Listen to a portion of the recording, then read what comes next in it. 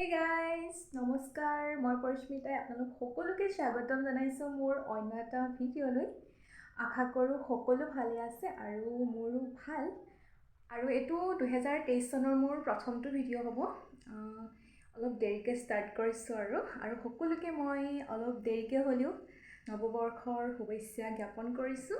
আশা কৰোঁ সকলোৰে দিনবোৰ ভাল হওক, মংগল হওক, সুখৰ হওক, তাৰেই ভগৱানৰ ওচৰত প্ৰাৰ্থনা কৰিছোঁ। বৰ্তমান মই ওলাই মেলি ৰেডি হৈ আছোঁ আৰু আমাৰ চৰাইদেউত ফেষ্টিভেল হৈ আছে। চ' তিনিদিনীয়া কাৰ্যসূচীৰে 7, 8 আৰু 9 জানুৱাৰী তাৰিখে আজি শেষৰটো দিন। এই দুদিন মই 2 দিনেই গ'লোঁ দেই ফেষ্টিভেললৈ, কিন্তু মোৰ ভিডিঅ' কৰাই নহ'ল। সেইকাৰণে ভাবিলোঁ আজিতো লাষ্ট হয় আৰু ভিডিঅ'টো বোলো কৰি ৰাখোঁ, আপোনালোকে চাব পাৰিব মোৰ ভিডিঅ'টোৰ দ্বাৰা। আৰু সেয়াই আৰু মই তালৈ গৈ অলপ ভিডিঅ' কৰিছিলোঁ, সেইবোৰ আপোনালোকক মই এই ভিডিঅ'টোতে লগাই দিম।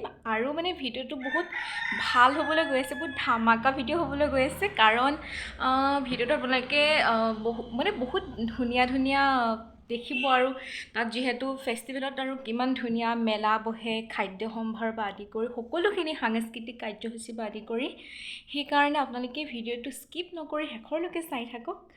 আৰু একেবাৰে শেষত মই আপোনালোকক আমাৰ অসমৰ জনপ্ৰিয় কণ্ঠশিল্পী কেইগৰাকীমানৰ গীতৰ শৰাইৰ ভিডিঅ' আগবঢ়াই দিম।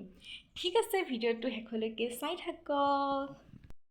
চৰাইদেউৰ চুকাফা মৈদামৰ প্ৰাংগণতে তিনিদিনীয়া কাৰ্যসূচীৰে 7, 8 আৰু 9 জানুৱাৰী তাৰিখে চৰাইদেউ মহোৎসৱ অনুষ্ঠিত কৰা হৈছিল। বিগত বছৰৰ দৰে এই বছৰো আটক-ধুনীয়াকৈ এই অনুষ্ঠান আয়োজন কৰা হৈছিল। লগতে বহু দূৰ দূৰণিৰ পৰা পৰ্যটকসকল আহিছিলে আৰু তেওঁলোকে মৈদাম চোৱাৰ উপৰি মেলাসমূহ উপভোগ কৰিছিলে। আচলতে অনেক মানুহৰ সমাহাৰ ঘটিছিলে। ইয়াৰ কাৰণ চাগে যিহেতু যোৱা 2 বছৰ কৰোণাৰ কাৰণে তেওঁলোকে চৰাইদেউ মহোৎসৱ অনুষ্ঠিত কৰিব পৰা নাছিলে, সেইবাবে চাগে ইমান বেছি মানুহৰ সমাহাৰ ঘটিছে।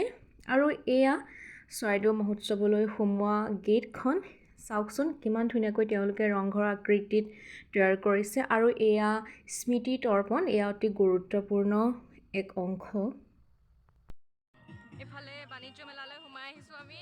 মোৰ মাতটো আপোনালোকে কমকৈ শুনিব পাৰি, সেইটো চাউণ্ড আহিছোঁ।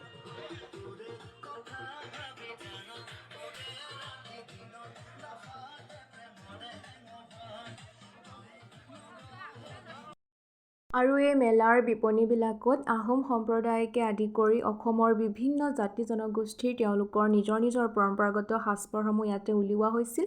আৰু ৰাইজে বহুত বেছি ভাল পাইছে। আৰু এনেও আমাৰ নিজৰ সাজযোৰ পিন্ধিলে এনেও বহুত ধুনীয়া দেখে। এটা ফুলবোৰ কেনেকৈ দি আছে?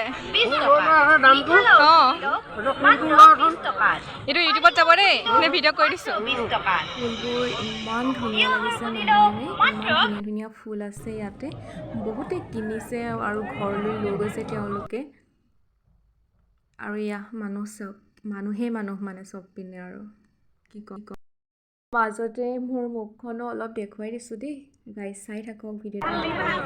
ভাই ভনী 100, ভাই ভনী 100, চাওক ৰাইজ, আমি কেনেকৈ ঠেলা হেঁচাকৈ আহিছোঁ, মানুহ। আৰু এইখন হৈছে খাদ্য সম্ভাৰৰ মেলাখন। ইয়াৰ বিপণীবিলাকত অসমৰ বিভিন্ন জনগোষ্ঠীৰ পৰম্পৰাগত খাদ্য যেনে টোপোলা ভাত, গাহৰি, মাছ, লেটা, হাঁহ, কুকুৰা আদি খৰিকাত দিয়া, আৰু আহোমৰ ৰহি সাজ আৰু মিচিঙৰ পৰম্পৰাগত চাইমদ উপলব্ধ। আপোনাৰ আজি অনুভৱ কওকচোন, গাহৰি পুৰি কেনেকুৱা লাগিছে? কি চৰাইদেউ মহোৎসৱৰ এটা শুভ মুহূৰ্তত আজি মই এই গাহৰি পুৰিছোঁ, লেটা পুৰিছোঁ, ৰহি আছে। এয়া আমাৰ অসমীয়া পৰম্পৰা। এয়া নাৰিকল লাডু আছে। আহক কিনক, আহক আপোনালোকে। এইখন হৈছে প্ৰথম দিনৰ ফটো। মই মেখেলা এখনৰ লগত টপ এটা পিন্ধিছিলোঁ, যিহেতু ভিডিঅ' কৰা নহ'ল সেইকাৰণে ফটোকেই দেখুৱাই দিছোঁ। আৰু এয়া মোৰ মা, প্ৰথম ভিডিঅ'টোত চাগে মোৰ দেখিছে আপোনালোকে। আৰু এয়া মোৰ মৰমৰ মাহী, আৰু লগতে এয়া মোৰ ফুঠাদেউ হয়, আৰু এয়া মোৰ সৰু মামী। ট্ৰেফিক জামত একদম ফচি আছোঁ আমি। এতিয়া গৈ আছোঁ আৰু পল্লৱে মই বুলেট ভ্ৰমণ কৰি আছোঁ। এয়া আমাৰ পল্লৱে চলাই আছে। ঠিক আছে, চাই থাকোঁ। এয়া শেষৰ দিনা শোভাযাত্ৰা কৰা হৈছিলে মই একেবাৰে শেষ পৰ্যায়ত পাইছোঁগৈ আৰু ইয়াত উপস্থিত আছিল অসমৰ জনপ্ৰিয় অভিনেত্ৰী চেতনা দাস আৰু অভিনেতা অতুল পাচনি এতিয়া মানে মোৰ একদম মৰমৰ ভণ্টি দুজনী মানে লগ পাই গ'লো এয়া আমাৰ এয়া আমাৰ পাৰ্চি আৰু আমাৰ পাৰ্চি লগৰ দেখাই দিয়া আকৌ মুখখন আৰু আমাৰ মৰমৰ বা এজনী উলিয়ামে আহা আকৌ ভিডিঅ'টো চাই থাকক শেষত এটা ডাইৰেক্ট নোলালেও চাইক মই ওলোৱামে এইজনী চাই থাকক কিবা এটা কৈ দিয়া দিওঁ বা চেনেলটো সকলোৱে ছাবস্ক্ৰাইব কৰি দিব দেই আৰু যদি কোনোবাই মানে চাই নাই হাঁহিব আৰু ৰাতি প্ৰগ্ৰাম লগানা চাম বুলি কয় আমি এতিয়া বজাৰ কৰি ফুৰিছোঁ মানুহ মানে আজি 3 নম্বৰ দিনটোতো একদম ইমানেই ভিৰ কি ক'ম আৰু এই বাগৰাকীক মই ফাৰ্ষ্ট টাইম লগ পাইছোঁ তাই ইমান বেছি মৰমীয়াল আৰু মোক এটা মৰম লগা গিফ্ট দিছে চাওকচোন থেংক ইউ এয়া ৰাতিৰ পৰিৱেশ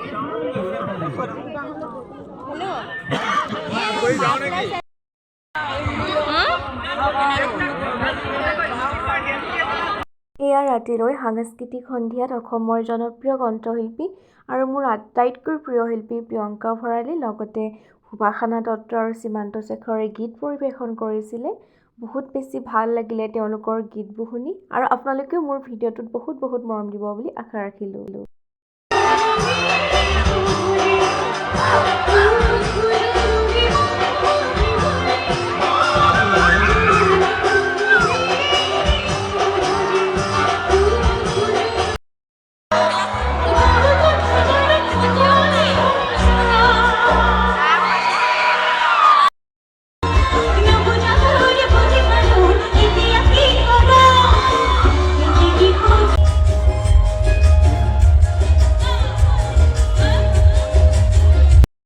প্ৰিয়ংকা বাৰ লগত এয়া মোৰ দাদাই ফটো উঠিছিলে মোৰো উঠাৰ খুব ইচ্ছা আছিলে কিন্তু সেইখিনি সময়তে মানে মোৰ ইমান বেছি গা বেয়া লাগিলে সেইকাৰণে মই বেলেগ এফালৈ গুচি যাব লগা হ'ল জিৰণি ল'বৰ বাবে কেতিয়াবা উঠিম সময় সুবিধা মিলিলে আৰু এয়া মোৰ মাহী আপোনালোকে হয়তো চিনি পাইছে লগতে মহোৎসৱত মানে মোৰ বান্ধৱী বা বহুতক লগ পাইছিলোঁ কিন্তু ভিডিঅ' কৰিব নহ'ল সেইবাবে দুখনমান ফটোকে আপোনালোকক দেখুৱাইছোঁ কেনে পালে জনাব চাই থাকক এই চেগতে মই মোৰ ভিডিঅ'টোৰ দ্বাৰা চৰাইদেউ মহোৎসৱৰ সমূহ আয়োজক সমিতিক ধন্যবাদ জ্ঞাপন কৰিছোঁ কাৰণ অতি কষ্টৰে আচলতে এটা অনুষ্ঠান আয়োজন কৰা হয় আৰু মই এই 3 দিন তালৈ গৈ অনুভৱ কৰিছোঁ যে বহুত বেছি কষ্ট হৈছে তেওঁলোকৰ এটা অনুষ্ঠান চলাই নিয়াটো আচলতে সহজ কথা নহয় আৰু আপোনালোককো ধন্যবাদ জনাইছোঁ ভিডিঅ'টো ইমান শেষলৈকে চাই থকাৰ বাবে আকৌ এটা নতুন ভিডিঅ'ত লগ পোৱাৰ প্ৰতিশ্ৰুতিৰে আজিলৈ আহিছোঁ ধন্যবাদ